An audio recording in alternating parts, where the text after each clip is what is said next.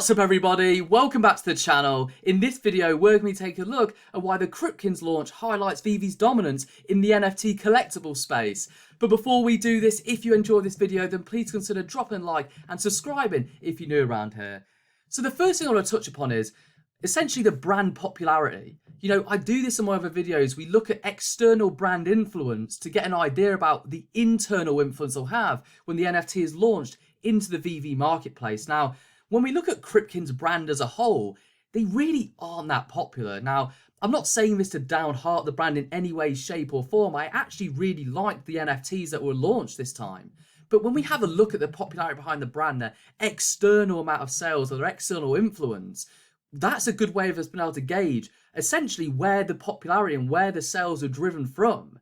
And just to sort of push this point forward about why I believe it's not particularly the most popular brand, if we go to their Twitter page, we can see they've got about just over 1,400 followers, which is great. I mean, I'm in no way downhearting the brand, but we have to consider that this brand on Twitter has 1,400 followers, yet they're able to drive inside of the VEVE marketplace 74,800 different sales or individual sales in a 22-minute window.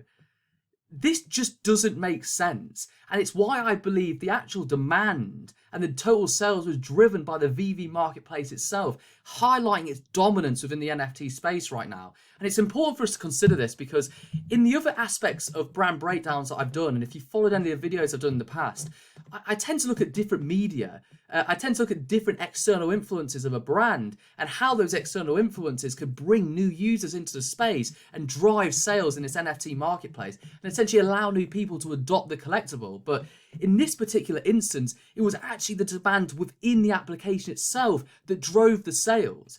So we're actually looking at VEVE driving over nearly 75,000 sales in 22 minutes for this brand.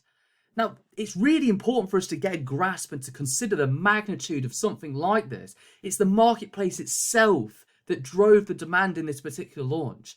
And just to give you an idea about how insane these numbers actually are, let's use actual real-world examples. If you were to produce a collectible like this, and for Crypkins to actually produce this many sales for themselves, you'd have to essentially produce the product itself. You'd have to go to essentially source it from China. Then you'd have to have the logistics behind the sale. And then not just that, you'd have to actually produce the sales on a website or from a marketplace like Amazon or eBay or Etsy. But even when you consider all these factors, you'd have to essentially drive hundreds of thousands of visitors to produce this many sales. If you had a 1% conversion rate, you'd have to drive 750,000 different users or different people to their product page to drive 75,000 sales. And then on top of that, do it in a 22-minute window of time.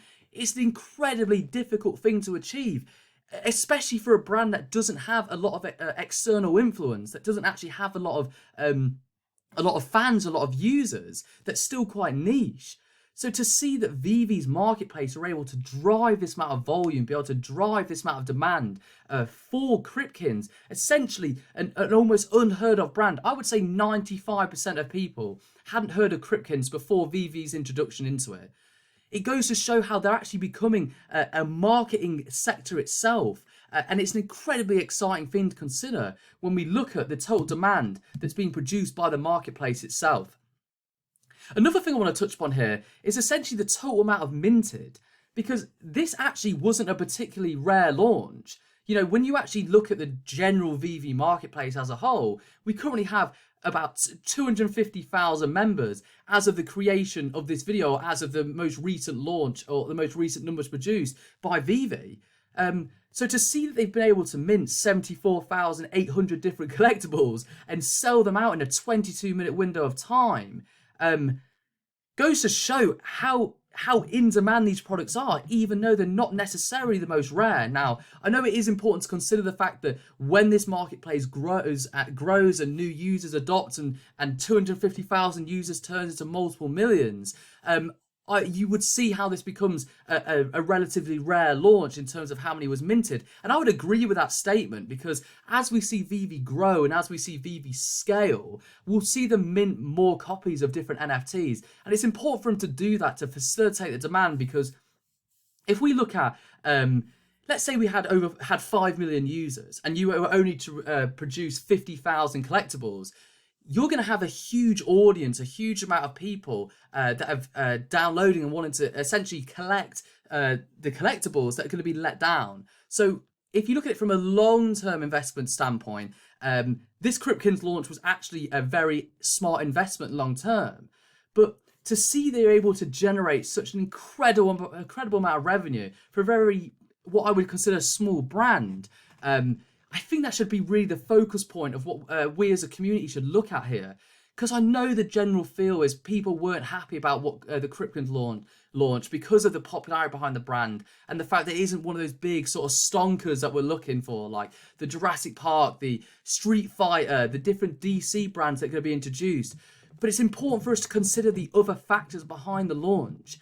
You know, when we're looking at VEVE as a marketplace and as an essentially becoming this sort of blanket marketplace for NFTs as a whole, we need to look at these smaller launches and the amount of revenue they generate for them, because it can give us an idea about what's going to happen when these bigger launches and these bigger brands get introduced. And just to further highlight and push this point forward, you can see here they did 605,000 in sales in 22 minutes, $27,000 in sales a minute. It's an insane amount of revenue to generate for such a small brand. It's mind-blowing, and it just further highlights, in my opinion, the dominance behind what VEVE are doing here and how they're really essentially becoming a very critical element for the maturity of an NFTs as a whole. We're actually watching VEVE becoming essentially this pinhead within the NFT marketplace, and this further highlights within the Crypkin launch this particular point that I'm making here, because if the external factor wasn't the influence and it was the internal factor of the marketplace, this is incredibly exciting, because it means that when external brands or smaller brands want to get introduced into this, VEVE essentially have the power to drive huge numbers for these companies. They're essentially be able to establish these brands a little more, which, look, from a business perspective, is an incredibly exciting thing for us to consider when we're looking at this. And just as another cool sort of statistics to look at, they were able to produce over $458 or $458 in sales every single second for this launch, just further highlighting and facilitating and solidifying that demand that we're seeing within the VEVE marketplace as a whole and what they're able to drive for these smaller brands. And just to further touch upon this point, I do believe there is actually some collectibles that were released here that are going to remain incredibly rare. I think this cosmic, I can't actually say that word, but the ultra rare and the rares within this launch are going to be very valuable long term. When we look at the scale that I believe VEVE have and the scope that they're going to have moving forward within the NFT collectible space and the amount of minted for these particular collectibles, I think we'll see how important they're going to be moving forward, and also seeing the actual serial number of a collectible driving value as well. If you've got a low serial number for these collectibles, I believe that long term this is going to drive a lot of value for your collectible range. And sort of just to highlight this point here, I just want to take this over and actually have a look quickly at what my favourite Crypkins that were launched. I really like the Cosmic. You can imagine later on down the line them sort of introducing a more interactive element into the sort of skin, making it more cosmic, maybe it move around, which I thought was really interesting. And for a series one was very exciting. Another one I really liked within this launch was Ogo Pogo, which was really cool. It looks a little bit like the Loch Ness Monster.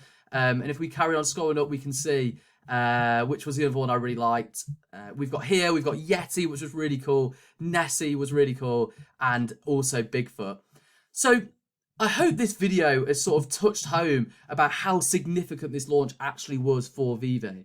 In highlighting the internal demand of what the brand is being able to produce right now for these smaller external brands that are being introduced into the marketplace. It's a very important metric for us to keep into mind when we look at the health of the NFT market and the health of the VEVE marketplace as a whole.